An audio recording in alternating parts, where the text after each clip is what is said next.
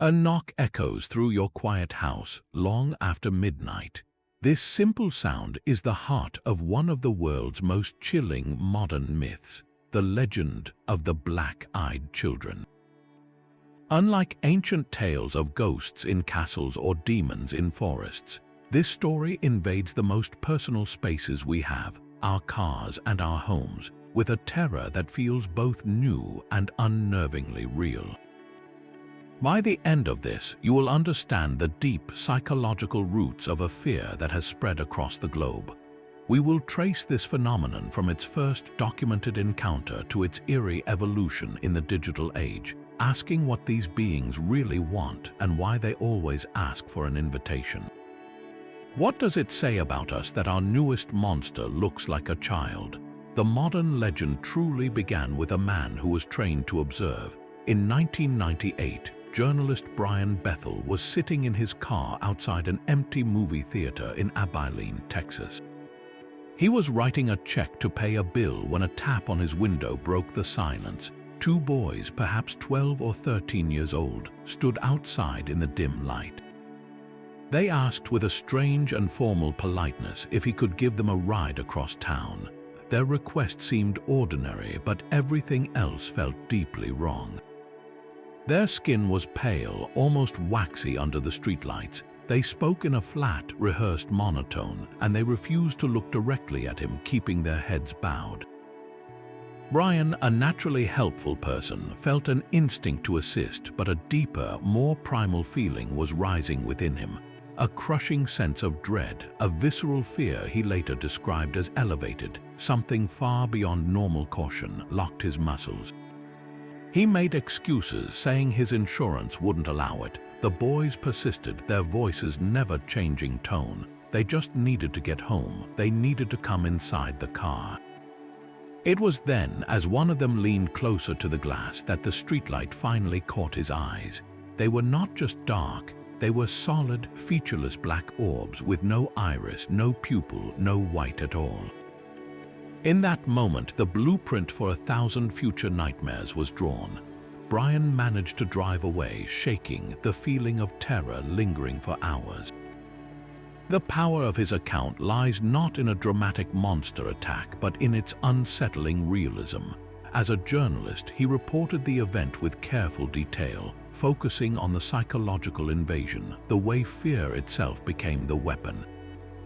This was not a ghost story, it was a report, and that first-person, credible tone made the impossible feel dangerously possible for everyone who heard it. The story Brian Bethel told gave a name and a face to a fear that had perhaps always lurked in the shadows. But what exactly are you supposed to be looking for? The profile of a black-eyed child encounter has become remarkably consistent, a checklist of unease that transforms an ordinary situation into something profoundly wrong. They always appear as children or young teenagers, never adults. Their clothing is often the first subtle clue that something is off.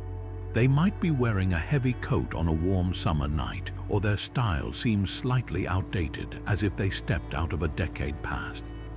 It is a detail that feels out of place before you even register why. Their approach is where the true psychological manipulation begins. They are never aggressive or loud. Instead, they are eerily polite, using formal language that feels rehearsed. They will ask for help in a specific, urgent way. They need a ride to a nearby address. They must use your phone. They are lost and need to come inside to call their parents. The request is always simple, always something a good person would want to help with. But their delivery is flat, a monotone recitation that lacks the genuine emotion or panic of a real child in trouble. This creates a cognitive dissonance that triggers that first cold trickle of dread. A real child would be crying, would be scared. These entities simply state their need over and over with a patience that feels inhuman. The insistence is key.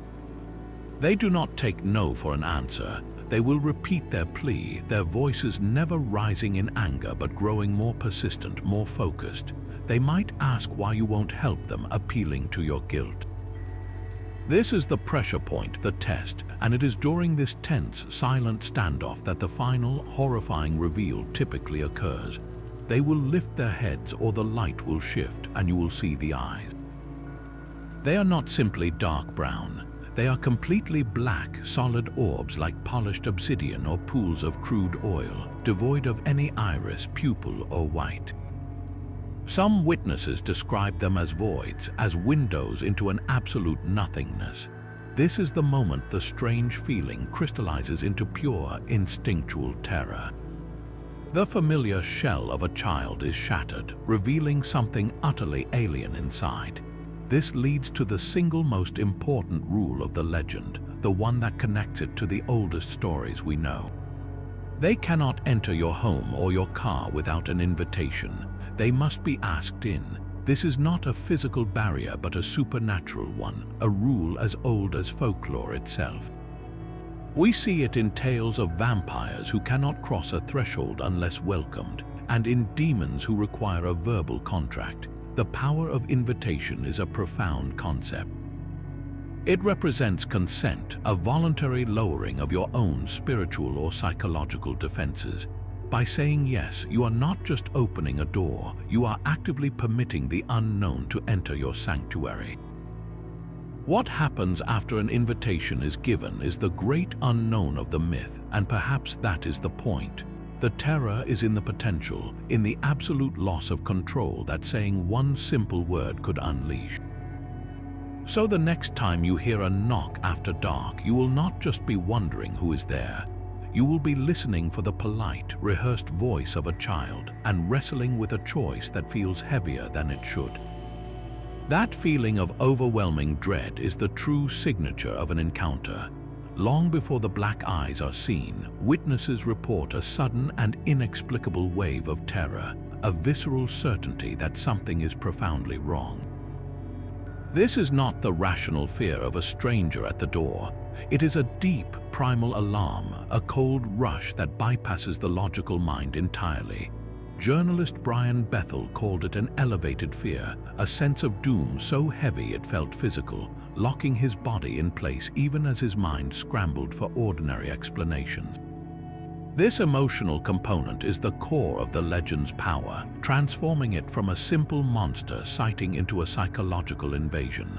Think of a deer freezing in a clearing, its entire body screaming danger long before it sees the wolf in the trees. It is an ancient survival system, a warning from the deepest parts of our brain that we are in the presence of a predator. With the black-eyed children, this instinct triggers not at the sight of claws or fangs, but at the sound of a polite request. The contradiction is the weapon. Your eyes see a child in need, a scenario society has trained you to respond to with compassion. But your gut, your oldest and most honest sense, screams that this is a trap. You are caught between two conflicting realities, and the sheer wrongness of that conflict begins to unravel your sense of safety. This is why the legend is so much more frightening than a gory spectacle. It does not attack the body first, it attacks your perception of reality. It makes you doubt your own instincts, your own judgment. The terror comes from the realization that the rules of the world you trust, the rules that say children are harmless and help should be given, have been suspended. You are alone with something that operates on a different set of principles, something that uses your own humanity, your empathy, and your politeness as the bait for its trap. The black eyes, when they are finally revealed, are merely a confirmation of what your soul already knew. They are the physical proof of the void you felt standing before you.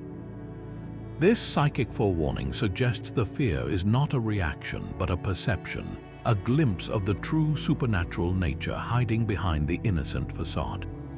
The monster is not just in the driveway, it is already inside your mind, turning your own senses against you. The pattern of these encounters is not random. They unfold in specific, vulnerable spaces where we feel most exposed or, paradoxically, most safe. The first and perhaps most classic stage is the isolated rural road.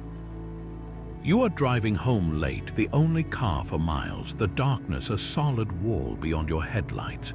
The road is empty, and then suddenly it is not. A figure, small and indistinct, stands at the edge of the pavement. You slow down, your heart rate quickening with a mix of concern and unease. As you draw closer, you see it is a child alone. They do not wave for help in a frantic way. They simply watch you approach, then step forward as you stop. The tap on your window is soft, almost polite. Inside the metal and glass shell of your vehicle, you are supposed to be protected, insulated from the world outside. That tap transforms your car from a sanctuary into a cage. You are now face to face with the impossible, with nowhere to go. The engine idling as a flat, young voice asks through the glass if they can please come inside. The isolation of the location is key. There are no witnesses, no houses to run to, no other headlights to signal for help. You are utterly alone with a decision that feels heavier than any you have ever made.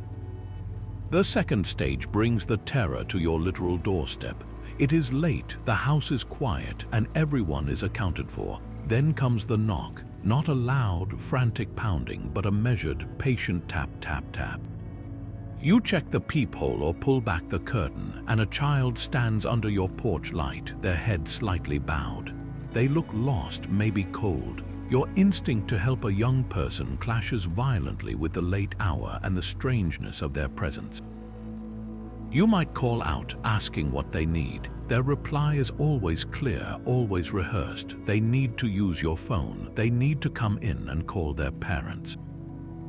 They are so polite, so specific, but their voice carries no tremor of real fear, no childlike urgency.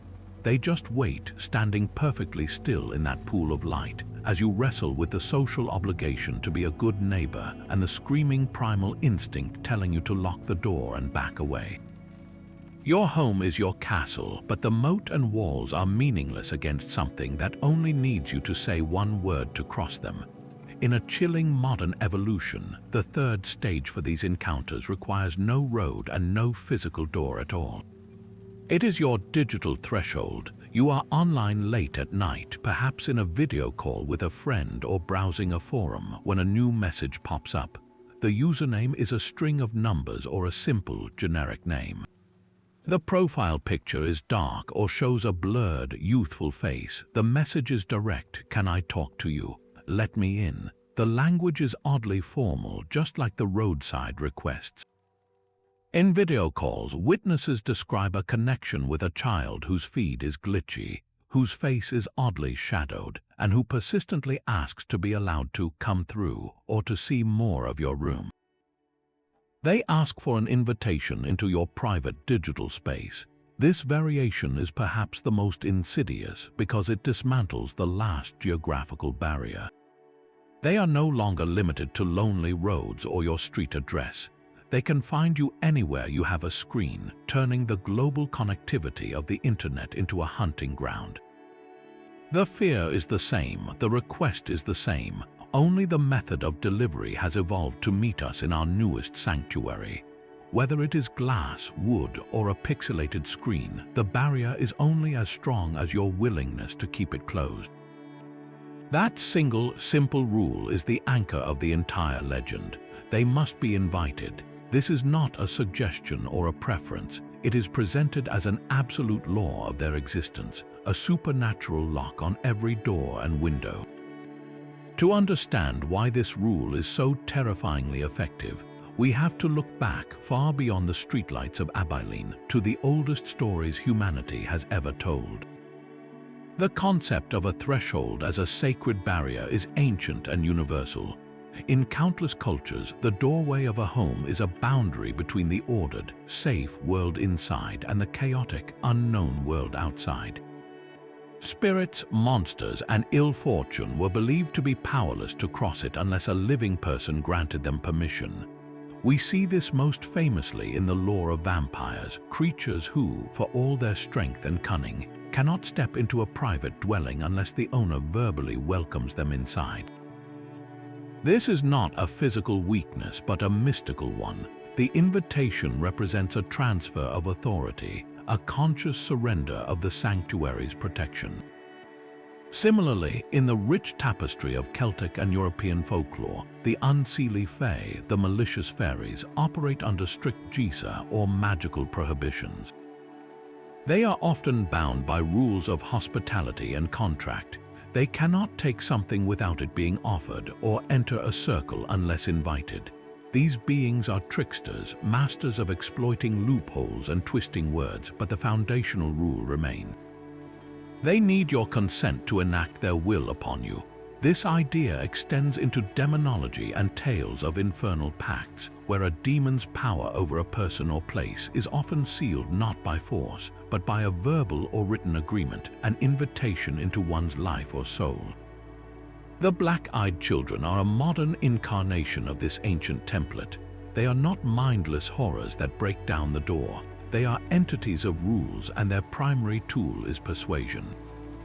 This transforms the entire dynamic of the encounter. You are not a passive victim. You are an active participant with real, terrifying agency. Your voice holds power. Your word, your no, becomes your most potent weapon. It is a declaration of your own sovereignty in the face of something utterly other. This is a profoundly empowering idea buried within a horror story. The monster can be stopped not by a weapon or a spell, but by your own will, by your refusal to play by its script. Yet, this is where the legend twists the knife with cruel precision. It weaponizes our deepest social instincts against us. We are conditioned from childhood to help those in need, especially children. To see a young person alone at night, seemingly lost or cold, and to refuse them aid feels fundamentally wrong. It goes against our very nature as compassionate beings. The black-eyed children exploit this programming perfectly. They present the perfect moral dilemma. Your heart and your social conscience scream at you to open the door, to let the poor child in, to use the phone, to get warm, to be safe. But your primal instinct, that cold wave of dread, and the logical part of your mind noticing all the wrong details, scream at you to keep it locked. You are trapped in a psychological vise. To say yes feels like a betrayal of your humanity. To say no feels like a betrayal of your humanity. The legend forces you to choose between being a good person and a safe person, and it implies that these two things might be mutually exclusive. This internal conflict is the true horror. The entity outside is almost secondary. The real battleground is inside your own mind, a civil war between empathy and survival. That is the chilling genius of the rule. It makes you complicit in your own potential doom, not through force, but through the agonizing weight of a choice you never wanted to make. This need to decipher a hidden threat behind a familiar face is not new.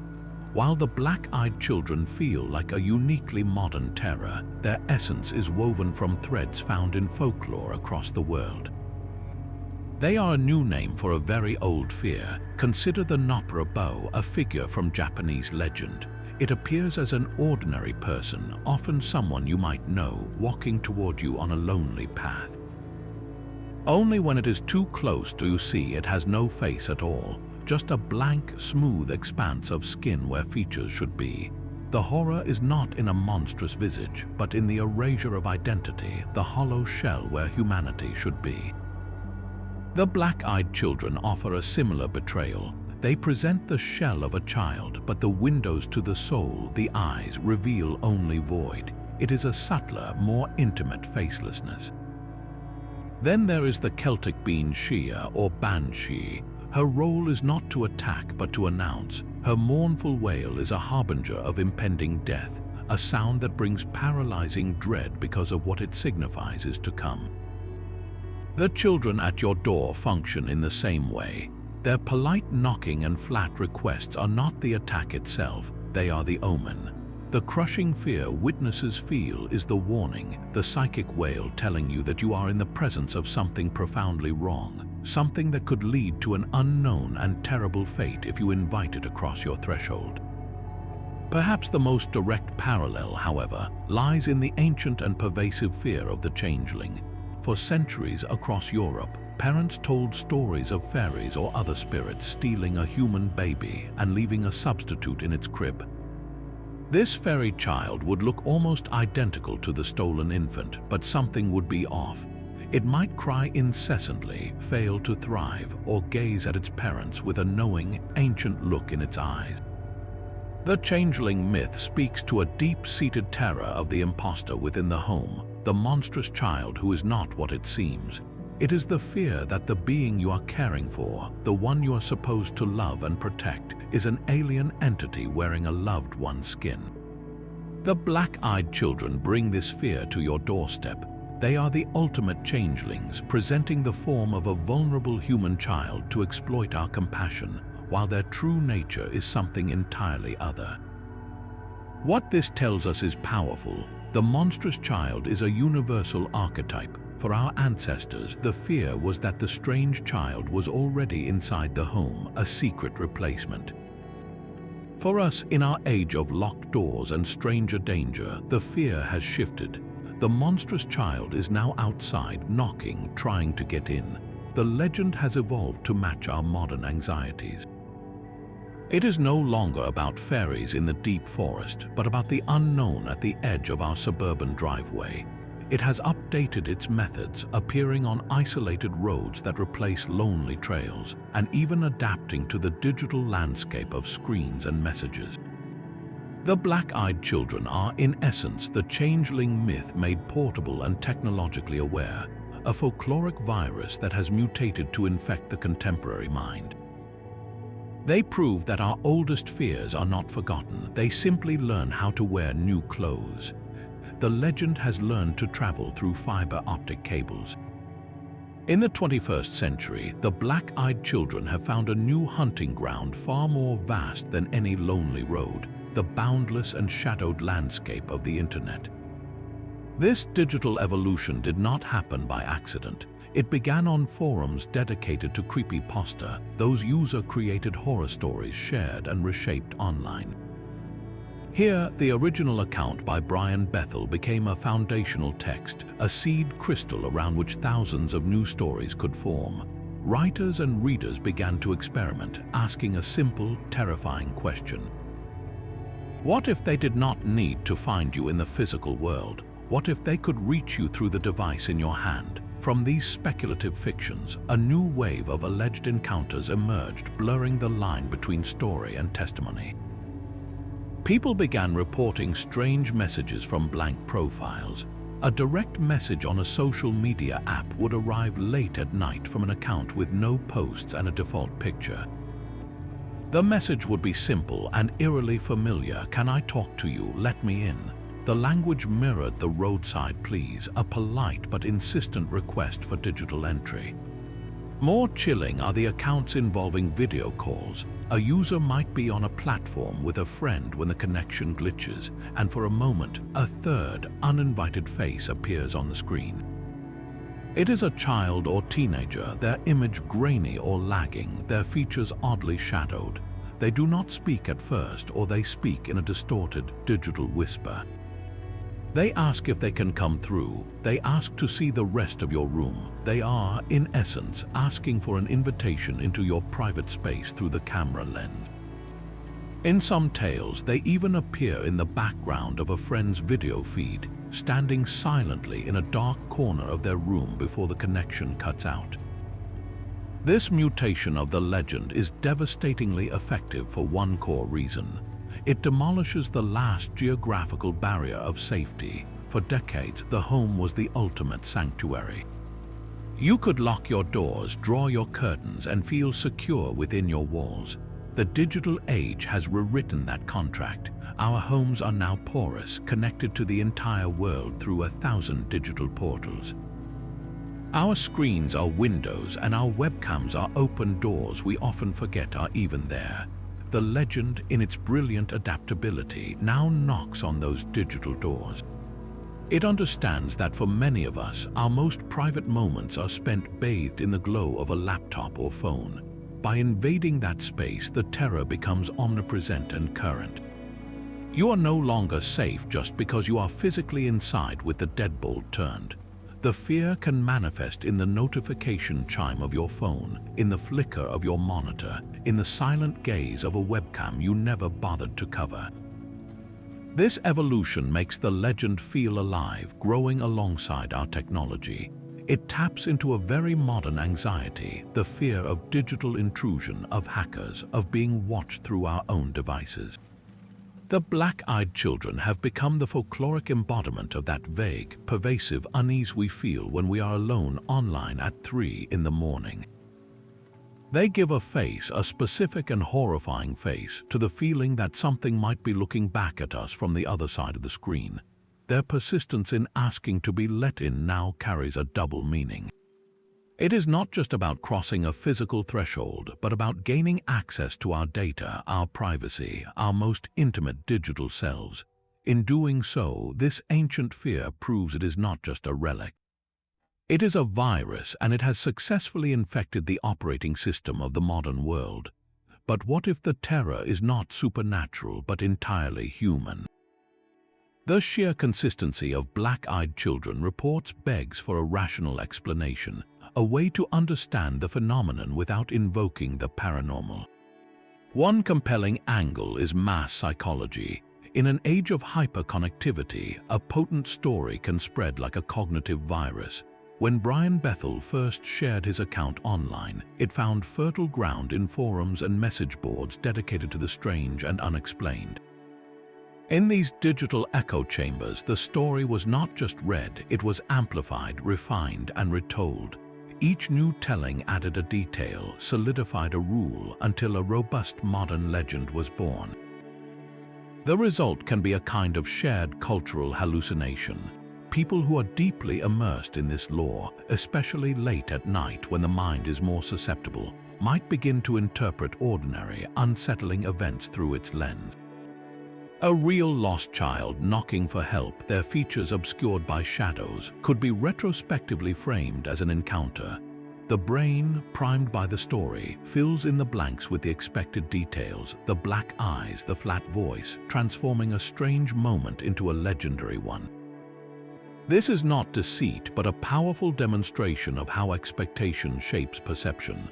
Our minds are pattern recognition engines, and sometimes they find patterns that are not really there, especially when we are afraid and alone in the dark. This leads us directly to two key psychological concepts. The first is the uncanny valley. This is the visceral feeling of revulsion we experience when something looks almost but not quite human. A very realistic robot or a detailed mannequin can trigger this deep-seated discomfort. The black-eyed children perfectly inhabit this unsettling space. They have the shape and voice of a child, yet their behavior is off, their speech is robotic, their eyes are all wrong. They are close enough to human to bypass our initial alarm, but just alien enough to trigger a profound subconscious rejection. That wave of dread witnesses describe is the uncanny valley response in its purest form, a biological warning that says this thing is a facsimile, a deception. The second concept is pareidolia, our brain's tendency to see familiar shapes, especially faces, in random patterns. We see the man in the moon or a face in the clouds. In a shadowy doorway or the backseat of a car at night, our mind can assemble a human form from patches of darkness and light. If you are already nervous, if you have just read a frightening story, your brain might construct the silhouette of a child from a tree branch and a mailbox, and then, in a flash of terror, paint in the black eyes your fear expects to see. The legend provides the template, and our own psychology provides the special effects. Sociologically, the black-eyed children are a perfect mirror for our collective anxieties. They are a dark folktale for a paranoid age. For decades, parents have drilled the concept of stranger danger into children, teaching them to fear the unknown adult. This legend flips that fear on its head. Now it is the stranger child we must fear, making the world feel doubly treacherous. If you cannot even trust a lost kid asking for help, what can you trust? The myth also speaks to a deep cultural grief over lost childhood innocence. In an era of constant digital exposure and premature adult pressures, the image of the child as a pure, vulnerable being is under threat. The black-eyed children embody this corruption. They look like children, but they are hollow, manipulative, and predatory. They represent the fear that innocence itself has been replaced by something calculating and alien. Finally, their evolution reflects our anxiety about technology and isolation. They began on lonely roads, symbols of physical isolation. Now they knock through digital screens, symbols of our paradoxical state, more connected than ever yet often feeling profoundly alone. Their request to be let in is a metaphor for our fear of digital intrusion, of viruses both computer and cognitive, and of the loneliness that makes us vulnerable to whatever promises connection, even from a suspicious source. The legend gives a monstrous face to the vague unease of modern life. Whether they are psychological phantoms, sociological symbols, or something more, their power lies in their perfect reflection of what we already fear. For every chilling story that feels undeniably real, there exists another with a far more ordinary explanation. The porous boundary between legend and reality is where hoaxes and misidentifications thrive, muddying the waters for anyone seeking the truth. Take the simple, unsettling detail of the black eyes themselves. In several documented cases, what witnesses believed were solid black orbs were revealed to be nothing more than theatrical contact lenses. Pranksters, inspired by the online lore, have deliberately staged encounters to frighten friends or create viral content. A teenager wearing such lenses, approaching a car on a dark road with rehearsed, monotone speech, can perfectly replicate the classic encounter, leaving a terrified driver to spread a story that is in fact a cruel joke. This human element of mischief is a powerful reminder that not every strange event has a supernatural cause. Sometimes the monster is just someone in a costume, exploiting a story they know will trigger deep-seated fear. Beyond deliberate deception, there are innocent cases of mistaken identity. Consider a child with a severe eye condition like aniridia, which results in a near-complete absence of the iris, making the eyes appear unusually large and dark, especially in low light. A well-meaning but lost child knocking on a door for help could be tragically misperceived as something monstrous because of a simple medical reality. Similarly, a child wearing very dark sunglasses at night, perhaps after losing regular glasses, could present that same silhouette of featureless black circles where eyes should be. The mind, primed by fear and the cultural script of the legend, fills in the narrative, transforming a vulnerable human being into a paranormal entity. These possibilities urge a necessary compassion and skepticism, a call to question our immediate assumptions before leaping to the fantastic. Perhaps the most significant engine for the legend's spread in the 21st century is not paranormal activity but creative writing. Online forums like Reddit's No Sleep or creepypasta websites are built on the foundation of user-generated horror. Here, the black-eyed children are a beloved and flexible trope. Talented writers craft elaborate, first-person accounts that are designed to feel authentic, often adhering strictly to the established rules to enhance their believability.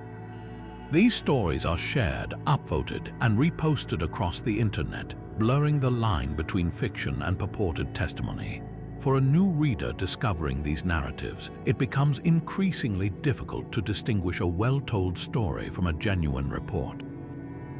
This creative proliferation does not debunk the original experiences, but it creates an immense echo chamber where fiction reinforces belief and inspires new rounds of imitative hoaxes or fearful misinterpretations. This evolution reaches its logical conclusion with alternate reality games, or RGS. These are immersive narratives that use the real world as a platform, presenting a story through websites, fake social media profiles, phone calls, and even staged real-world events. The Black-Eyed Children mythos is a perfect foundation for such a game. An RG might involve a series of cryptic tweets from a blank profile, or a YouTube channel featuring distorted footage of a figure standing in a backyard at night, accompanied by pleas to be let in. Participants willingly suspend their disbelief to play along, but the line between game and reality can easily bleed for those who stumble upon the content without context. A meticulously staged RG event, like a performer in makeup appearing at a remote location, can generate entirely real witness reports that then feed back into the legend as compelling evidence. This cyclical relationship between fiction and belief is a hallmark of modern folklore. The legend provides the template, and creative minds, whether as pranksters, writers, or game designers, use that template to build new layers of mystery, making the hunt for a single, verifiable truth nearly impossible.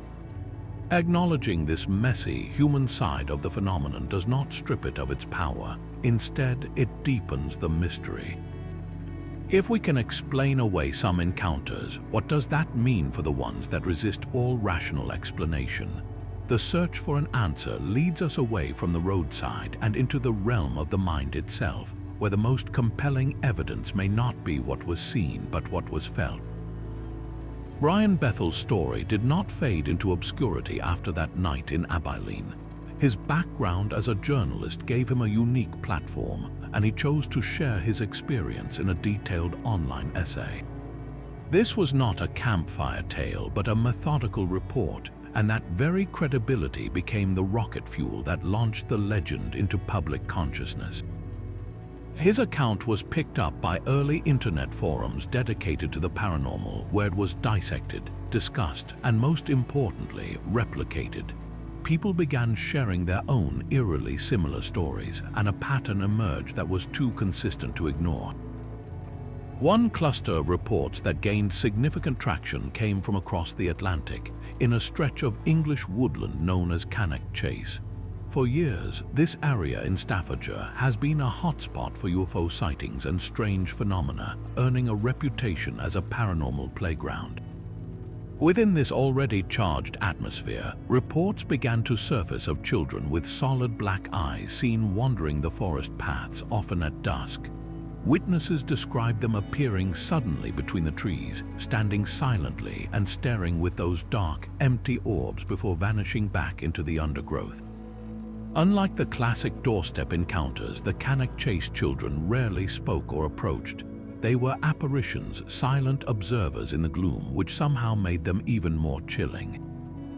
Their connection to a location already steeped in mystery lent them an extra layer of authenticity for believers, suggesting that certain places might be thin spots where such phenomena could more easily manifest. Across the United States, another location became infamous for concentrated activity, a quiet neighborhood in Portland, Oregon. In the early 2000s, multiple residents of the same suburban area began reporting nearly identical nighttime visits. The descriptions were textbook: a young boy and girl, pale and polite, knocking on doors and asking to come inside to use the phone. The consistency across independent witnesses, all in the same community, was difficult to dismiss as mere coincidence or isolated imagination. These were ordinary people, neighbors who did not necessarily know each other, all telling the same bizarre story. This clustering effect is powerful. It transforms an individual scare into a local epidemic, suggesting that whatever these things are, they might have a hunting pattern, or perhaps that a community's collective anxiety can somehow conjure the same shared nightmare.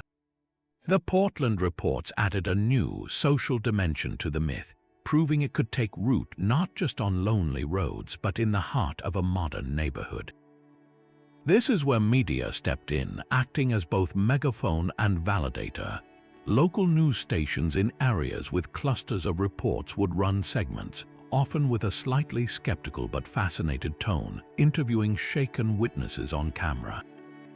This broadcast legitimacy was crucial. Seeing a seemingly normal, distressed person recount their story on the 6 o'clock news made it feel more real than any anonymous forum post ever could. But the true amplifier was the rise of paranormal talk radio and podcasts. Programs like the legendary Coast to Coast AM, with its millions of nightly listeners, provided a national platform. When hosts like Art Bell or George Norrie would dedicate an entire episode to the phenomenon, inviting researchers and witnesses to share their stories, the legend reached a critical mass. For the listener alone in their car or working the night shift, These voices weaving tales of black-eyed visitors made the darkness outside feel suddenly alive with possibility. The media coverage, whether mainstream or niche, performed a vital alchemy. It took scattered personal experiences and wove them into a coherent cultural narrative. Each news segment or podcast episode was a brick in the wall, building a structure of belief so sturdy that new witnesses, when they had their own encounter, already had a framework to understand it. They were not going crazy, they were part of a documented mystery. This cycle of report, media amplification, and new inspired reports is the engine of any modern urban legend. It creates a feedback loop where the story grows stronger with every retelling, its details becoming more codified, its rules more absolute. The legend is no longer just a story, it is a piece of shared cultural knowledge, waiting for the next knock in the night to prove it is real. The eyes are the most consistent and chilling detail of every encounter, described not as a color but as an absence. So what could create such a perfect, unsettling void? Within paranormal circles, the theories are as varied as they are terrifying, each attempting to explain the window into nothingness. One of the oldest interpretations ties the children to demonic lore. In many traditions, a fully black sclera, where the white of the eye is consumed by darkness, is considered a classic sign of possession or a demonic presence wearing a human shell. The theory suggests these are not children at all, but ancient, malevolent entities that have taken a youthful form to bypass our defenses. Their need for an invitation aligns perfectly with demonic mythos, where a verbal contract or welcome is often required to establish a foothold in our reality. The black eyes, then, are not a physical trait but a spiritual one, a glimpse of the true, infernal nature lurking just beneath the stolen skin. A more modern metaphysical theory posits they are a type of psychic or emotional vampire. In this view, the children are less like demons and more like predators adapted to a specific prey, human fear. Their entire modus operandi is engineered to harvest intense emotional energy. The polite approach triggers confusion, the unnatural demeanor creates dissonance, and the final reveal of the black eyes unleashes a pure, primal terror. This wave of fear is not just a byproduct of the encounter, it is the intended crop. Proponents of this idea suggest the black eyes are a sign of this feeding mechanism, perhaps portals that absorb the psychic energy we radiate when terrified. They do not want to physically harm you, they want to terrify you because your fear is their sustenance. This would explain why they rarely force entry. The prolonged psychological torment of a standoff may yield a richer, more potent harvest than any physical attack ever could. Perhaps the most mind-bending speculation is that the black-eyed children are interdimensional beings. Their appearance, according to this theory, is a kind of crude projection, a translation of a form that does not properly exist in our three-dimensional space. The human brain, trying to process something utterly alien, latches onto the closest familiar template, a child, but fails to render it correctly. The glitches in the presentation, the outdated clothes, the monotone voice, and most of all, the black eyes are errors in the translation. The eyes are black because what lies behind them is not an ocular structure as we understand it, but a facet of a being from a reality with different laws of physics and perception. They are not voids by choice, but by necessity. Our minds cannot comprehend what should be there, so we see only an absence, a sensory blind spot. Their request for an invitation could be a literal need for a psychic or dimensional anchor point, a permission slip to stabilize their form in our plane of existence. These paranormal ideas stand in stark contrast to medical reality. There are conditions that can create a similar visual effect. Aniridia is a rare genetic disorder where the iris, the colored part of the eye, is partially or completely missing. This can make the pupil appear extremely large and dark, dominating the eye, especially in low light. Certain neurological conditions or the use of specific drugs can cause pupils to dilate so fully they obscure the iris. A child in genuine distress, lost and frightened, with unusually dark eyes due to one of these conditions, could easily be misperceived in a moment of panic. Yet witnesses who recount these stories consistently emphasize a quality that goes beyond any medical explanation. They describe the blackness as solid, glossy, and complete, like polished obsidian or a pool of crude oil. It is not simply a very dark brown or a dilated pupil, but an utter lack of any discernible structure, no reflection, no depth, no life. This perceived unnaturalness is the core of the horror. It is the definitive sign that the being before you is an empty vessel, a mask with nothing human behind it. Whether a spiritual corruption, an energy-feeding apparatus, or a dimensional glitch, the black eyes are the ultimate signal that the rules have changed and you are no longer looking at a child. The legend's journey from whispered online reports to mainstream consciousness was cemented when it crossed over into the stories we watch for entertainment. This cultural absorption is a critical phase for any modern myth, proving it has resonated deeply enough to fuel new creative nightmares. Films like the low-budget indie horror The Black-Eyed Kids from 2012 took the core premise directly to the screen, presenting the entities as a relentless supernatural threat that a group of teenagers must uncover and survive. While such direct adaptations exist, the more fascinating integrations are often the subtle ones. Television series with a paranormal bent have repeatedly mined the trope for its potent, familiar fear. An episode of the long-running series Supernatural featured a creature that perfectly matched the description, a pale child with solid black eyes who knocks on doors and asks to be let in, draining the life from those who foolishly comply. Similarly, American Horror Story has woven entities with the signature black eyes into its tapestries of terror, often linking them to ancient covens or demonic pacts, expanding their mythological backstory. In literature, the children have become a staple of contemporary horror anthologies and novels, with authors using the established framework to explore new psychological or supernatural angles, from young adult horror to dense literary fiction. This migration from forum post to film script creates a powerful feedback loop. The original eyewitness accounts, with their focus on psychological dread and the rule of invitation, provide the raw, chilling template. Screenwriters and novelists then take that template and, by the needs of dramatic storytelling, often amplify the threat. In many fictional portrayals, the black-eyed children become more physically aggressive once invited in.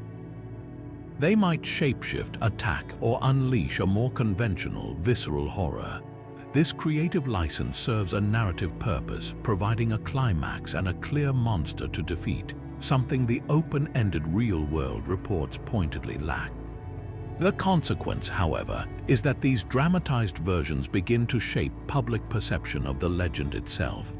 A viewer who sees an episode of a popular show where the black-eyed entity is a violent demon may later recall that version when reading a first-hand account, unconsciously grafting those fictional traits onto the real story. The legend becomes a collaboration between the original witnesses and the artists who reinterpret their fear, each iteration adding new layers, new rules, and new imagined consequences. This cycle does not dilute the myth, it reinforces and evolves it, ensuring the image of the polite child with the void-like eyes remains a permanent fixture in our collective nightmare library. The story is no longer just something that might happen to you. It is something you have already seen happen to someone else on screen, making the possibility feel that much more tangible, and the next knock at the door that much more terrifying. Beyond the theories and the fiction lie the raw, human voices of those who claim to have stood at the threshold. Scattered across forums, buried in blog comments, and shared in hushed tones on podcasts, these first-hand testimonies form the living heart of the legend. Their power lies not in proving the supernatural, but in documenting a profound and terrifying human experience. Reading these accounts, a striking pattern of language emerges. Witnesses do not simply say they were scared. They describe a physical, overwhelming dread that crashed over them like a wave, a feeling of icy coldness in the chest, or a weight that made it hard to breathe. This terror is always present tense in their retelling, as if the memory alone can reignite the panic. They meticulously recount the unnatural politeness, often quoting the children verbatim. Phrases like, "May we please come in to use your telephone?" or "We need to get home, can you give us a ride?" are repeated across stories from different decades and different countries. This formal, rehearsed speech is always highlighted as a key source of the wrongness, the first crack in the facade of normalcy. Then comes the moment of escape. The relief described is not joyful but desperate and exhausted. One witness wrote of finally speeding away, their hands shaking so violently they could barely grip the steering wheel, while checking the rear-view mirror every few seconds, half expecting to see the small figures standing in the middle of the empty road behind them. Another spoke of slamming and locking their door, then sliding to the floor with their back against it, listening intently for any sound outside, their heart hammering against their ribs for what felt like hours. This immediate aftermath is a universal thread, a shared moment of visceral, animal relief at having survived a close call. For some, however, the encounter does not end when they drive away or lock the door. Many report lasting psychological effects that reshape their lives. A common theme is a profound disruption of sleep. The fear of darkness returns not as a childish worry, but as a conditioned response. Every creak of the house, every rustle of branches against a window becomes a potential knock.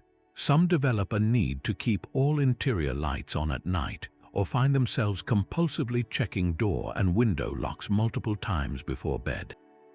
The anxiety often extends beyond the home.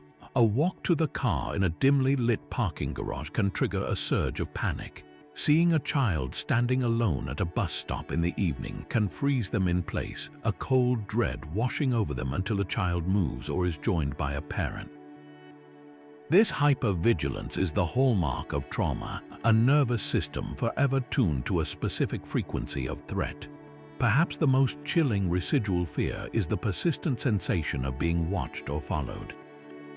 Witnesses describe the unnerving feeling of eyes on their back in their own home, the conviction that something is just outside the window peering in. One individual wrote that for months after their experience, they would catch fleeting glimpses of a small, pale face in the periphery of their vision, only for it to vanish when they turned to look. This lingering paranoia blurs the line between memory and present danger, making the world feel permanently unsafe. These testimonies force us to move beyond debating what the black-eyed children are and to confront what they do. Whether the source is supernatural, psychological, or sociological, the impact is undeniably real. The legend ceases to be a campfire story and becomes, for those who tell these tales, a documented trauma. Their consistent, emotional language paints a picture not of monsters, but of human beings who faced something that shattered their sense of reality, leaving them to piece together a new normal in a world that now feels thin and strangely watchful. These personal testimonies find their echo chamber in the vast, interconnected world of the online paranormal community.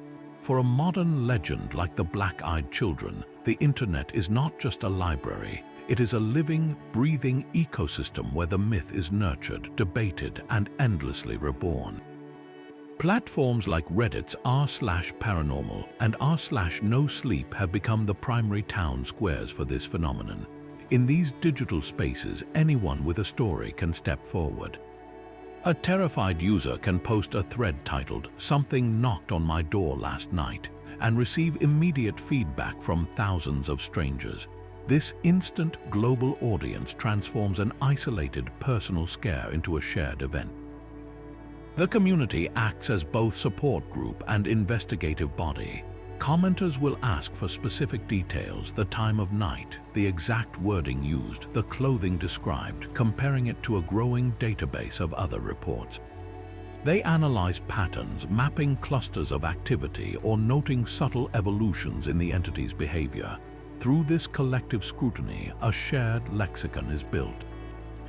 Terms like BEC, the rule of invitation, and descriptions of the black eyes become standardized shorthand, a specialized language that bonds believers and the curious. This collaborative analysis gives the legend a structure and a pseudo-scientific credibility it could never have attained as just a campfire story. Yet within this very process lies a fascinating ambiguity. The line between collecting genuine reports and engaging in collaborative storytelling is incredibly thin. R/no sleep, by its own famous rule, requires every story to be treated as true, even when it is clearly fictional. This creates a unique environment where a masterfully written piece of creepypasta about black-eyed children can sit side by side with a raw, heartfelt testimony, and readers are encouraged to suspend disbelief for both. The result is a powerful feedback loop. A well-crafted fictional account might introduce a new detail, like the children only appearing during a new moon or speaking in reverse audio. This creative addition, if it resonates, can then be incorporated into the community's shared mythology. Later, a person experiencing a strange event might, consciously or not, remember that detail and incorporate it into their own recollection. The legend evolves not through witnessed fact but through a kind of communal dreaming. YouTube channels dedicated to narrated horror stories and paranormal documentaries amplify this effect exponentially. A compelling narrator with eerie background music can take a forum post and transform it into a cinematic experience for millions. The visual medium adds another layer, with creators using shadowy animations or found footage aesthetics to illustrate encounters. These videos often frame the legend with titles like Top 5 Scariest BEC Encounters or The Truth They Don't Want You to Know, packaging the mystery as consumable entertainment. This packaging does not diminish the fear, it democratizes it. It turns the legend into a product that can be shared, commented on, and reacted to, further embedding it in popular culture. Paranormal blogs and dedicated websites act as the archivists and theorists of this digital folklore. They compile timelines of notable sightings, interview self-proclaimed experts, and propose elaborate frameworks to explain what the children are, from interdimensional travelers to government experiments. This scholarly approach, however amateur, lends the subject a gravity that attracts deeper inquiry. The online community, in all its forms, serves one ultimate purpose: it validates the experience. For someone who has gone through a terrifying, inexplicable event, finding a forum full of people who not only believe them but can quote similar stories is profoundly affirming. It tells them they are not alone and they are not crazy. This validation is the rocket fuel for the legend's perpetual motion. Every new post, every new video, every new comment thread is a brick in an ever-growing wall of collective belief. The community does not just spread the story, it actively builds the reality in which the story can be true, ensuring that the next knock in the night, whether heard in a quiet suburb or imagined after a late-night browsing session, carries the weight of 1,000 shared whispers. 3 distinct theories have emerged from the swirling mists of speculation, each offering a radically different origin story for the black-eyed children. The first theory looks not to ancient folklore but to the stars. In the extraterrestrial hypothesis, these entities are not supernatural but alien. Proponents suggest they could be hybrids, a blending of human and otherworldly biology, sent to observe or interact with us in a clandestine manner. Their uncanny appearance, the unnatural eyes, and the stilted speech are seen as flaws in the genetic or holographic template, imperfections that betray their non-human origin. Their need for an invitation could be interpreted as a form of ethical programming or a psychic safeguard, a rule embedded in their mission parameters to avoid direct violation of free will, much like the alleged prime directive in science fiction. This theory connects the phenomenon to the broader tapestry of alien abduction lore, where small, pale beings with large, dark eyes are a common motif. Perhaps the black-eyed children are a new iteration, a ground-based scout that walks among us rather than taking us aboard ships. Their polite requests a field test of human psychology and susceptibility. The second theory turns its gaze downward or inward to the realm of the supernatural. Here, the children are interpreted through a religious or spiritual lens. The most common version casts them as demons, ancient malevolent spirits who assume the form of children to exploit our compassion. The solid black eyes are a classic sign of demonic possession in many traditions, a window into a soul less void. Their inability to enter without permission aligns perfectly with centuries of demonological teaching, which holds that such entities require explicit consent to claim authority over a person or a space. Alternatively, some suggest they are the ghosts of dead children, but not the benign, lost spirits of typical hauntings. These are earthbound souls twisted by trauma or dark forces, their eyes blackened by the void of their own passing, endlessly repeating a final, desperate need to find shelter. In Islamic tradition, parallels are drawn to the jinn, beings created from smokeless fire who can shapeshift and interact with the human world, sometimes with mischievous or harmful intent. A jinn taking the form of a child to trick a person into granting it access fits the pattern eerily well. This theory grounds the phenomenon in humanity's oldest fears of hellish realms and restless spirits, giving it a weight of theological dread. The third, and perhaps most psychologically complex theory, comes from the intersection of Tibetan mysticism and modern paranormal thought. This is the concept of the tulpa. In traditional practice, a tulpa is a being or object brought into existence through sheer spiritual discipline and intense concentration, a manifestation of thought given form. Modern paranormal researchers have adapted this idea, proposing that the black-eyed children are not visitors from another world or another realm, but entities born from our own collective consciousness. According to this psychical theory, the initial powerful accounts from people like Brian Bethel planted a potent seed in the public mind. As the story spread through forums, media, and late-night conversations, the focused belief, fear, and expectation of millions of people began to give that idea energy. This collective psychic effort, often unconscious, could theoretically coalesce into a thought form that gains a semblance of autonomy.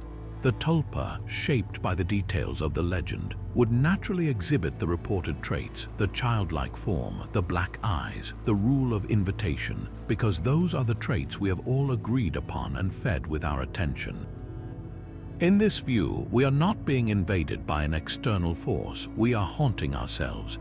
The fear we feel is not a reaction to a monster, but a recognition of a fragment of our own collective psyche that has slipped its leash and now knocks on our door, demanding we acknowledge the terrifying power of shared belief. This theory suggests the phenomenon is a mirror, reflecting back the immense and often frightening creative power of the human mind when it operates as a hive.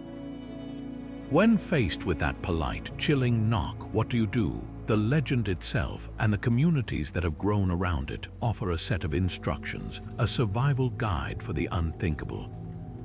The cardinal rule, repeated with the force of a commandment, is absolute. Never, under any circumstances, invite them in. Do not say yes. Do not open the door. Do not roll down the window. This is the non-negotiable foundation of all protection. The logic is borrowed from the oldest vampire lore that an invitation is a supernatural contract, a transfer of authority from you to the entity. By withholding that single word, you maintain the integrity of your space, whether it is your home, your car, or your digital presence. Your no is your shield. Beyond that primary defense, a toolkit of folkloric methods has been suggested, each drawing from different wells of belief. Many advise the use of religious symbols not necessarily as a weapon, but as a declaration of territory. Holding a cross or speaking a prayer aloud is less about driving the entity away and more about reaffirming your own spiritual alignment and the sanctity of your threshold. It is a way of saying, this space is claimed by a power greater than you, Similarly, a firm verbal command invoking divine protection, such as ordering them to leave in the name of a higher authority, is a classic technique from demonology repurposed for this modern threat. It is an act of vocalized will, a refusal to be passive. More practical yet symbolically rich methods include the use of salt. Sprinkling a line of salt across a doorway or windowsill is an ancient practice believed to purify a space and create a barrier against negative spirits. In the context of a black-eyed child encounter, it serves a dual purpose. It is a physical action you can take, which helps combat paralyzing fear, and it leverages a widely recognized symbol of protection. For those in a car, the advice is stark and simple: do not stop. If you have already stopped, do not engage. Roll up the windows, lock the doors, and drive away without looking back. The goal is to break the connection, to remove yourself from the psychological arena where their persuasion works. Why have these specific rules and rituals emerged around such a nebulous phenomenon? They are not proven solutions, but psychological lifelines. A terrifying encounter with the unknown is defined by its senselessness. There is no rulebook, no logic to follow. This complete lack of control is what breaks the human mind. Folklore, by its very nature, steps into this void. It provides a script. By compiling and sharing this advice, the community transforms a paralyzing, chaotic event into a scenario with steps. You are no longer a helpless victim frozen in dread. You are a person following a protocol. The act of remembering the rule about the invitation, of fumbling for a symbol, of speaking a command, gives you a role to play. It restores a sense of agency, however small, in a situation designed to strip it all away. These rituals of protection are less about their purported supernatural efficacy and more about their profound human function. They give you something to do besides panic. They create a narrative where you can be the one who says no, who stands firm, who survives. In the face of the void behind those black eyes, that script for action may be the most powerful weapon we truly have. But perhaps the most powerful way to understand this story is not as a ghost story, but as a mirror. The legend of the black-eyed children functions as a potent modern morality tale, a dark fable crafted from the raw materials of our collective anxieties. At its core, it is a story about trust, or rather, the terrifying erosion of it. For generations, the stranger at the door was a figure of cautionary tales, but that stranger was an adult. This myth updates the warning for a new era, one saturated with news stories and parental admonitions about stranger danger. It presents the ultimate perversion of that lesson, the monstrous child. The entity exploits our deepest social programming to care for the young and vulnerable, turning our greatest strength into our most exploitable weakness. In doing so, it reflects a society that has become deeply conflicted about whom to trust. We are more connected than ever through digital networks, yet we often feel more isolated from our physical communities. We are taught to be kind, but also to be suspicious. The black-eyed children are the personification of that paralyzing conflict, standing on the porch as a living, breathing dilemma. Do you follow the rule of compassion or the rule of self-preservation? The legend suggests that in today's world, these two impulses may be at war, and choosing wrongly could cost you everything. This ties directly into a second profound cultural grief, the loss of childhood innocence. The image of the pure, guileless child is a cherished ideal, but it feels increasingly like a relic. Children are exposed to adult information and pressures earlier than ever through the internet and media. The black-eyed children embody this corruption. They wear the skin of a child, but their behavior is calculating, manipulative, and devoid of genuine emotion. They are not innocent, they are sophisticated predators. Their hollow eyes stare back at us as a symbol of what we fear has been lost. The notion that childhood is a protected state of wonder and trust. The monster looks like a child because we are afraid that the concept of a safe, innocent childhood is itself becoming a myth, replaced by something prematurely aged and strangely alien. Technology, the very force that connects us, also provides the framework for the legend's newest fears. The digital evolution of these encounters speaks to a deep unease about faceless, anonymous threats in the online world. We live with the constant, low-grade anxiety of data breaches, phishing scams, and anonymous harassment. The black-eyed child who messages you at night, asking to be let in, is the folkloric embodiment of that hacker, that troll, that unknown entity trying to bypass your digital firewall. Their request is a metaphor for malware and intrusion, for the vulnerability we feel when our private lives are tethered to a global network. The terror is no longer about what is outside in the dark, but about what is already inside the machine, tapping patiently on the other side of your screen. Ultimately, this modern morality tale delivers one timeless piece of wisdom, wrapped in a package of supernatural horror. It is a story about listening to your gut. Every single account emphasizes that initial, overwhelming wave of dread that arrives before logic can explain why. The legend validates that primal instinct.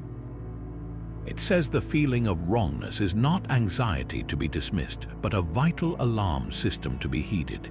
In a world that often prioritizes politeness over intuition, that encourages us to talk ourselves out of our own discomfort to avoid being rude, the black-eyed children present a terrifying consequence for ignoring that inner voice. They are the narrative punishment for overriding your survival instinct with social obligation. The monster's power is broken not by a weapon but by a steadfast no. In this way, the legend becomes a parable of self-preservation. It tells us that in the face of the inexplicable, when every social cue is screaming at you to be helpful, the most courageous and crucial act might be to trust the cold fear in your veins, to lock the door and to walk away.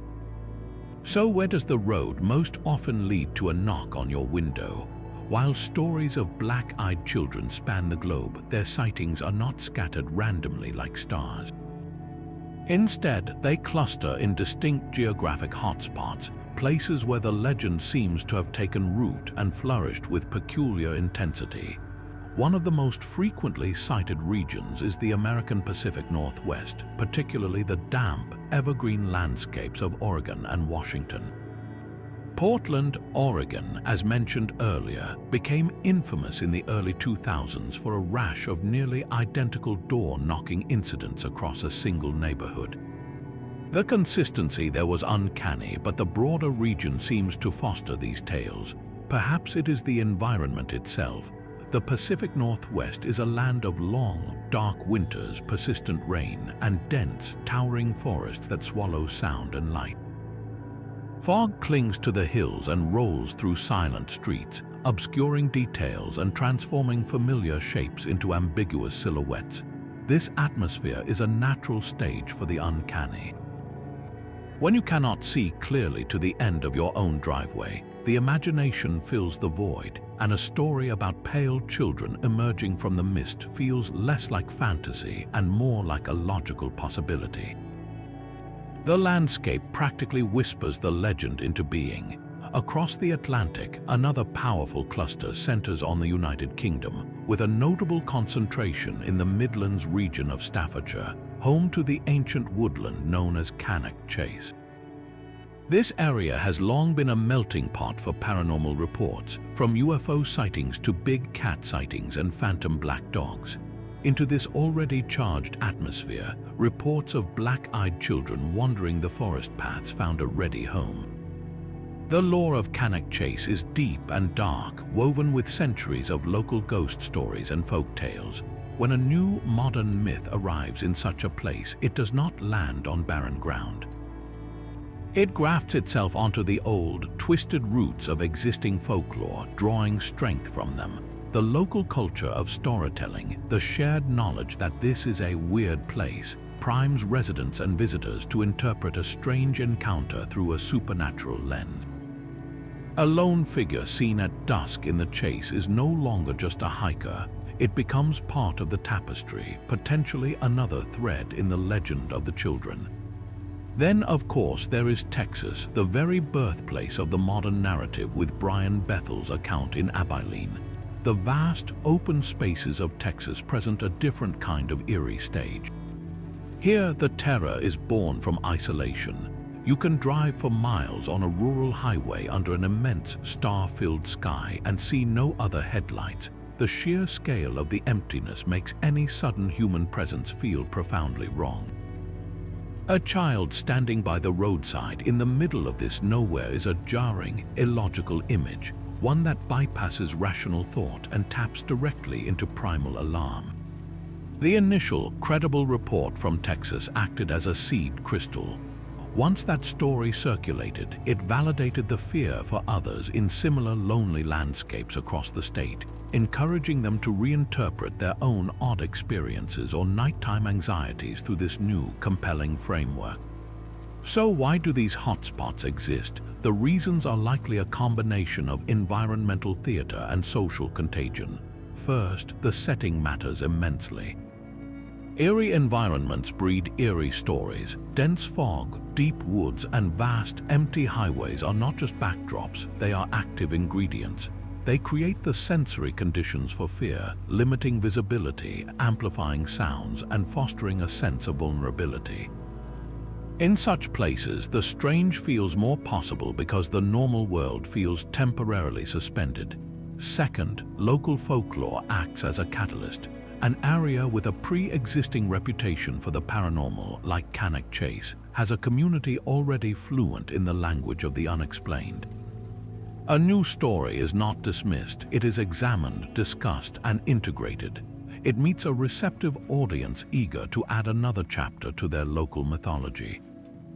Finally, there is the powerful cycle of replication. A single, well-documented story from a credible person in a specific area can spark an epidemic of belief. Once a few people in a community come forward with similar tales, it gives permission for others to share or even subconsciously shape their own experiences. The story becomes a local truth, a piece of shared knowledge that then influences perception itself. What begins as one account in Abilene or Portland becomes a template, and soon the map of fear is dotted with clusters where the legend learned how to thrive. This geographic patterning suggests that while the entity may be elusive, the conditions for believing in it are very real, and they are written into the very land and the stories we tell about it. The choice of a child is the legend's most brilliant and disturbing trick. Think of every instinct society drills into us to watch for lost kids, to offer help to the young and vulnerable. It is a biological imperative, a hardwired drive to protect what is small and innocent. The black-eyed children weaponize that impulse perfectly. By wearing the skin of a child, they bypass our logical defenses before the encounter even begins. Our first reaction is not fear but concern. This disarming facade is the Trojan horse, allowing the true horror to get right up to the gates of our perception before we ever sense the danger inside. The shock comes not from a monster in the shadows, but from the monstrous violation of that sacred form. When the polite request gives way to those void-like eyes, it feels like a fundamental law of nature has been broken. The child is the ultimate symbol of potential, of the future, of purity. To see that symbol hollowed out and filled with something so alien and menacing is a psychic attack on our deepest hopes.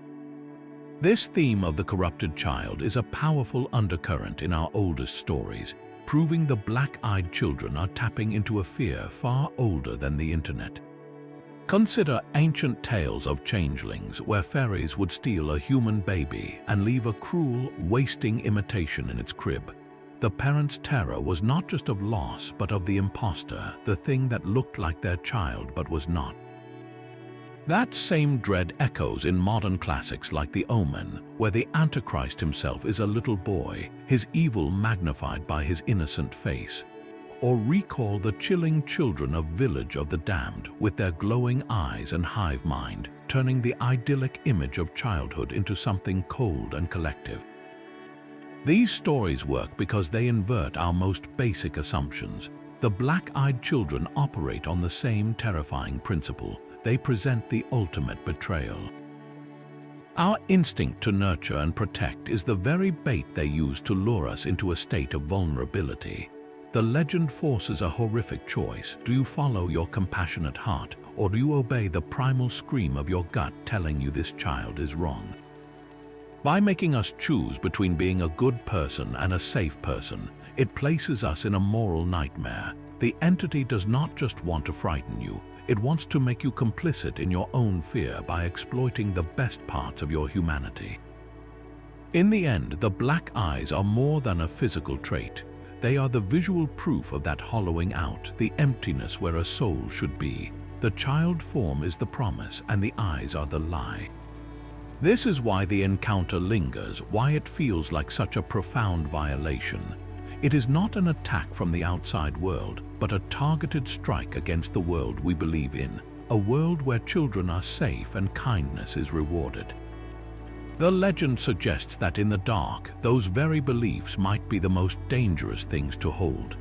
The unsettling silhouette of the Hat Man often appears in the same vulnerable moments, materializing in the corner of a darkened bedroom just as sleep paralysis takes hold.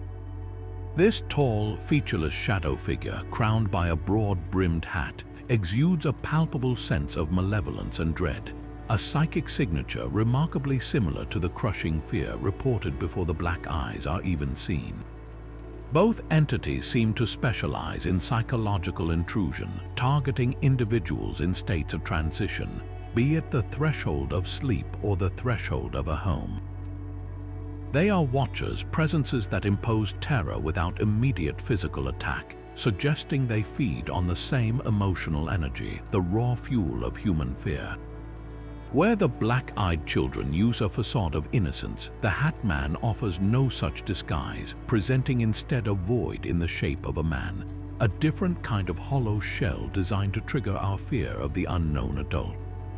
This parallel hints that our modern nightmares may be wearing different uniforms, but they are deployed from the same armory of archetypal terror. Then there are the men in black, those eerie, anachronistic figures who allegedly visit UFO witnesses to enforce silence. Their overlap with the child visitors is uncanny.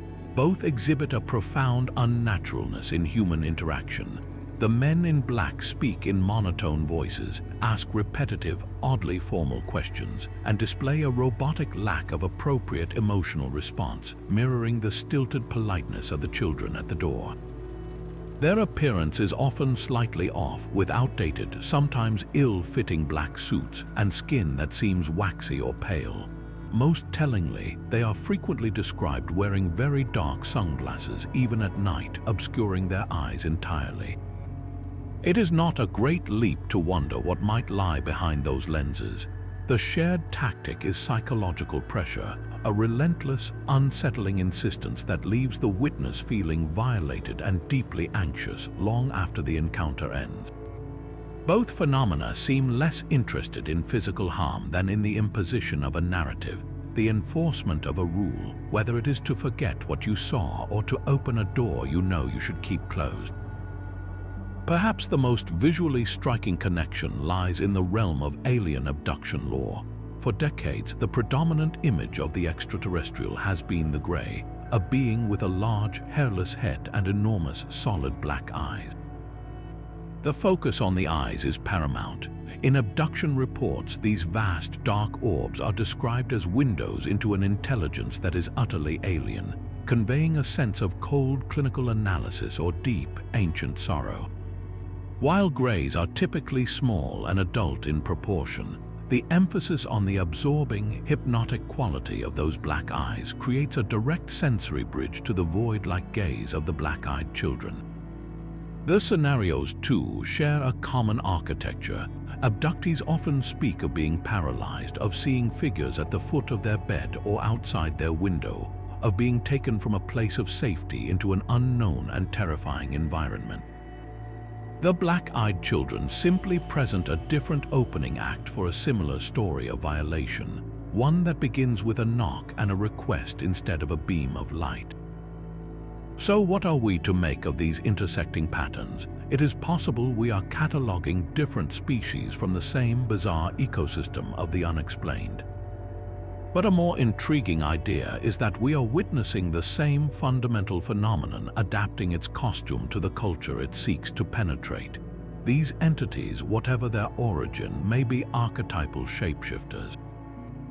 In the mid-20th century, gripped by fears of flying saucers and government conspiracy, the archetype manifested as the Men in Black, the stern, secretive agents of a hidden power.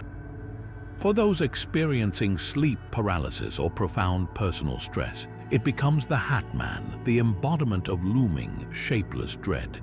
And in our current era, preoccupied with stranger danger, lost innocence, and the vulnerability of our private spaces, it has put on the face of a child.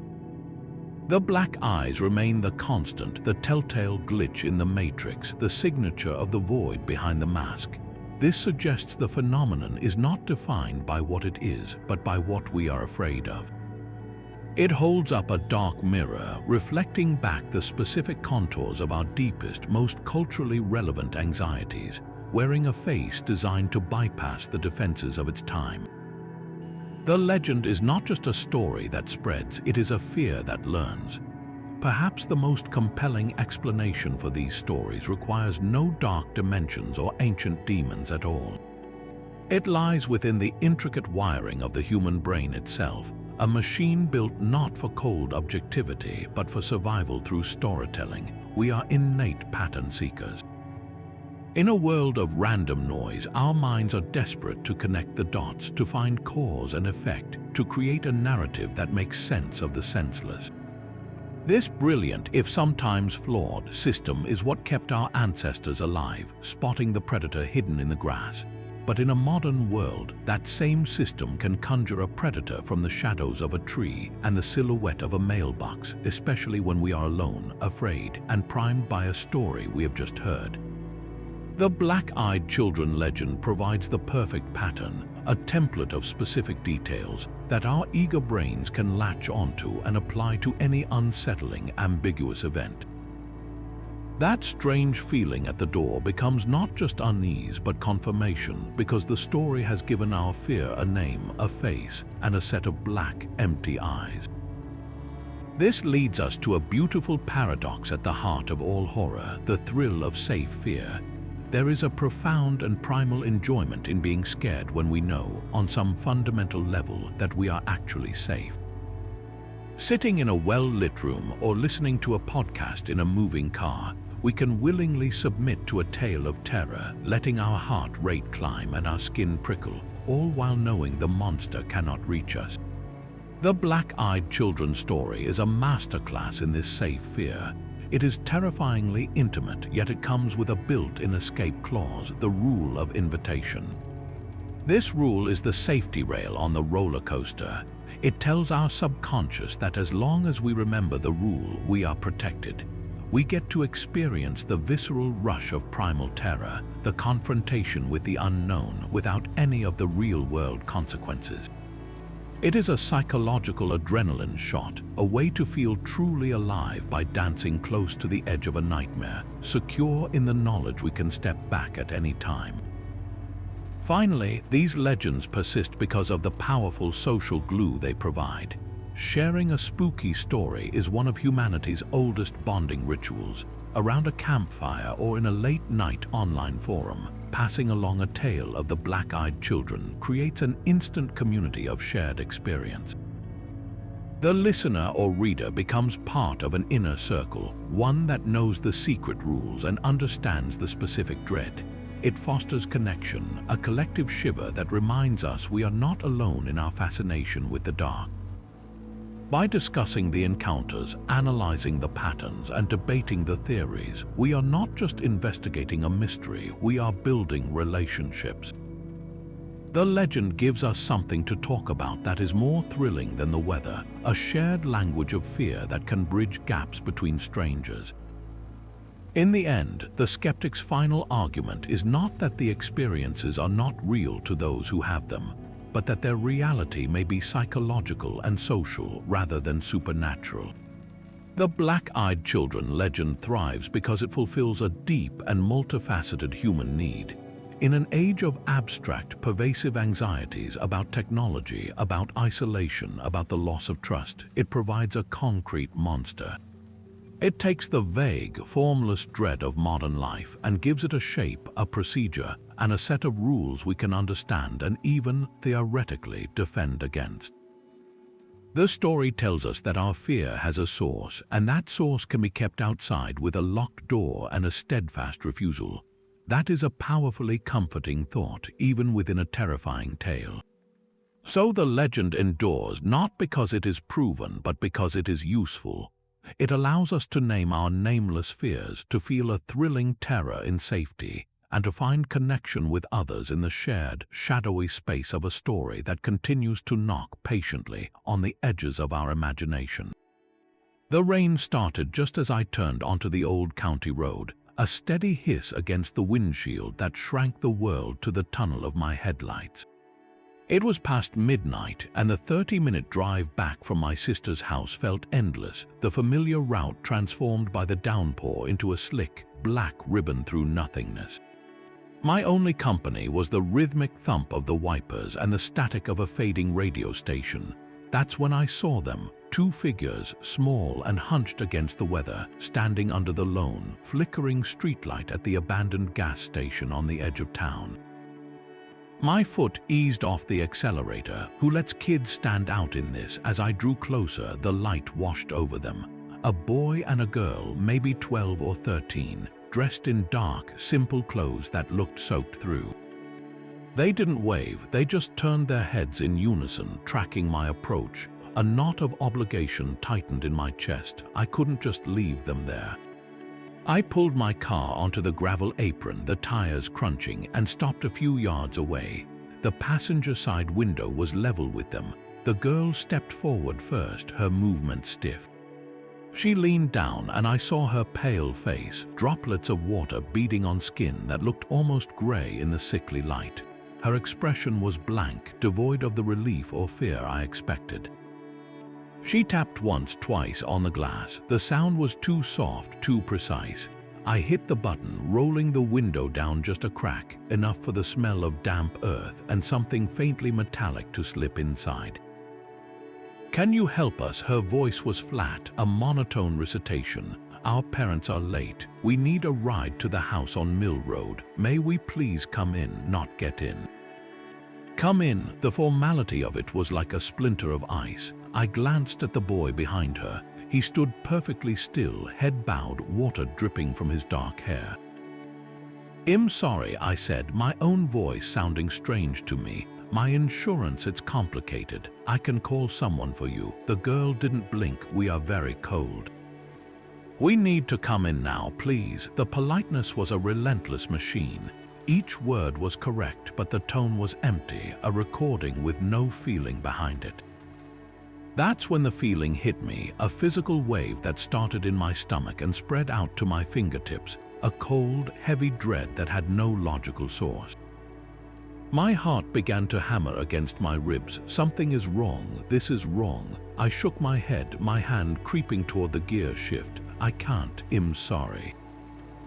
"I'll send help." The boy stepped forward then, joining his sister at the window. He placed a pale hand on the doorframe. "We cannot wait. Let us in." The pressure in the car became unbearable, a silent scream building in my ears.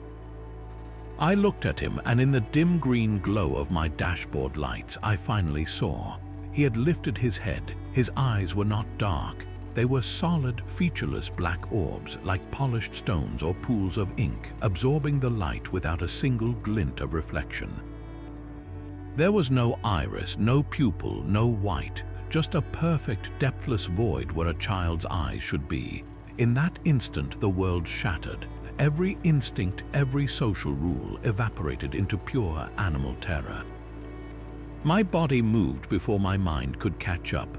I stomped on the gas. The tires spun wildly on the wet gravel, spraying stones as the car lurched forward. I didn't look back. I drove, my knuckles white on the steering wheel, my breath coming in ragged gasps. I drove for 10 minutes before I realized I had forgotten to roll up the window, and the cold rain was soaking my arm. The crushing fear didn't leave. It sat in the passenger seat all the way home, a silent, heavy presence. I didn't sleep that night. I sat with my back against my front door, listening to the rain, and every sound was a knock. Every shadow held the shape of a child, and in the dark, all I could see were those two perfect, endless pools of black. The legend's enduring power lies in its terrifying simplicity. It is a story built from spare parts, a narrative engine so efficient it can be assembled in the dark by anyone with a fear to share.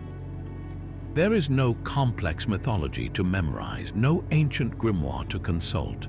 The rules are clear: a child at a threshold, a polite request, a refusal to leave, and the void behind the eyes. This replicable structure makes it the perfect meme of fear, easily transmitted from one mind to another with minimal distortion.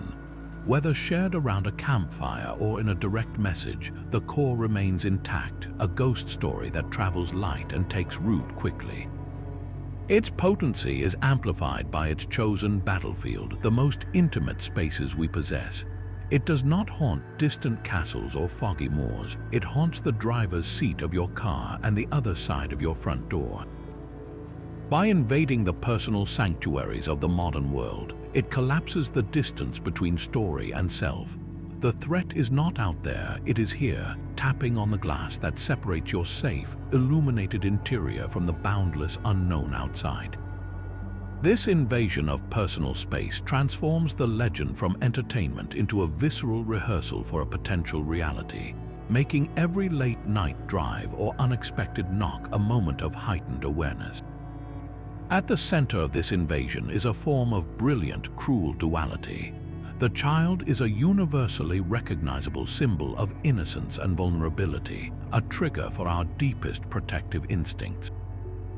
The black eyes are a universally recognizable symbol of the alien, the soulless, and the void. By fusing these two powerful symbols, the legend short-circuits our logic. It creates a cognitive glitch where compassion and terror are forced to occupy the same mental space, paralyzing us with a moral and emotional contradiction. We are not being chased by a monster, we are being petitioned by one, and its disguise is the very thing we are hardwired to help. This makes the encounter not just frightening, but psychologically destabilizing, an experience that lingers because it challenges our understanding of the world's basic rules. Finally, the legend proved it was not a relic but a living thing by seamlessly migrating to the digital realm. It understood that our newest thresholds are not made of wood and glass, but of pixels and data. The knock became a notification, the face at the window became a glitch in a video call, and the request to come inside evolved into a plea to be let into our private chats and feeds. This perfect adaptation cemented its relevance, proving it was a fear for the information age, a folk tale that speaks the language of isolation and connectivity anxiety. Ultimately, the black-eyed children endure because they are a chimera of timeless dread and contemporary panic.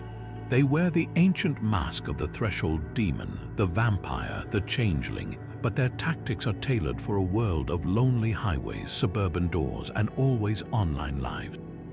They are a monster that did not just appear in our time, but one that seems expertly designed for it, reflecting our specific fears about trust, innocence, and the porous nature of our safety. They persist because they feel both older than memory and as current as the last strange notification on your phone, a perfect dark mirror held up to the anxieties of now.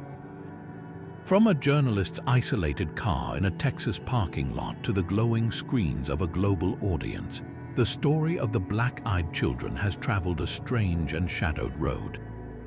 We have traced its path from a single, credible report into a sprawling digital myth, examining the chilling consistency of the encounters, the ancient folkloric rules it obeys, and the modern anxieties it so perfectly mirrors. We have weighed the paranormal theories against the psychological explanations, from demonic entities to tulpas born of collective belief, from medical misidentifications to the primal power of the uncanny valley. The journey does not end with a definitive answer because the legend's true power lies not in what it is, but in what it does.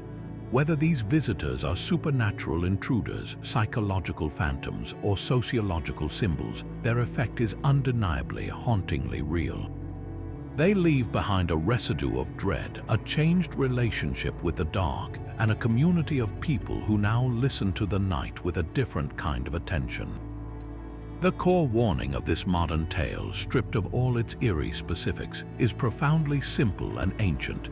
It is a warning about the danger of the unknown asking to come inside.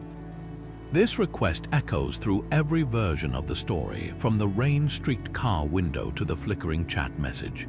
It speaks to a fundamental human vulnerability, the moment we choose to lower a barrier to grant access to trust.